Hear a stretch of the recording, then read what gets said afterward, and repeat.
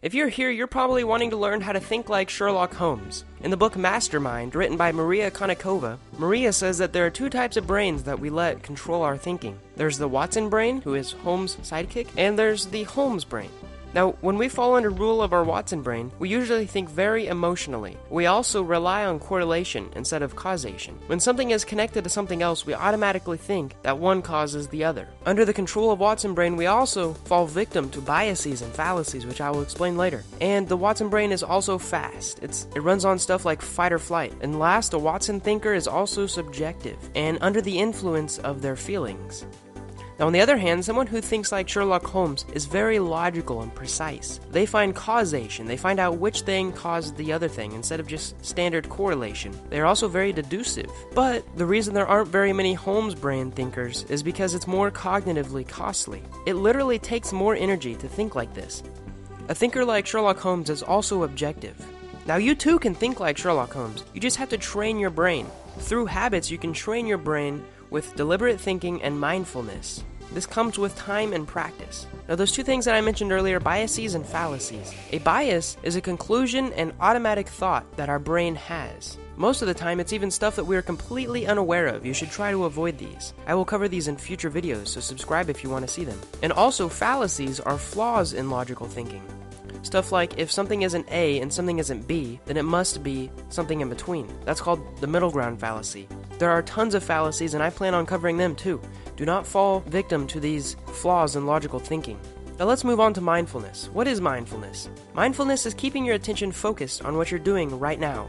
It also means focusing on your environment. Maria mentions that the mind's natural tendency is to wander. She says that it takes extra energy to not let your mind wander. You have to use your focus and willpower to stay mindful. Now, when it comes to making deductions, mindfulness is very important. Let's say there's a guy that walks into the room that you're in, and he has a dog hair on his shirt.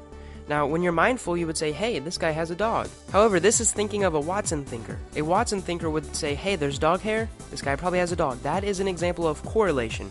Now, he could have gotten that hair anywhere. He could have picked it up at the bus on his way here. He could have picked it up at his friend's house. It doesn't necessarily mean that he has a dog. So try to find causation and not correlation. And last but not least, Sherlock Holmes is always learning. Even though there is a little passage in one of the books that says Holmes has no reason to know if the sun moves around the earth or the earth moves around the sun because it doesn't matter to him. It's not going to change the way he does business. This is one of Sherlock Holmes' little quirks. However, he is always stimulating his brain. He's always learning, and he plays the violin. He says that it's easier to stay mindful if you do something that's interesting. This is why he's always smoking tobacco and playing the violin, because he thinks it's interesting, and it stimulates his brain. So let's go through an overview of how to think like Sherlock Holmes. First, don't let your mind fall victim to biases and fallacies. Second, try to be as mindful as you can.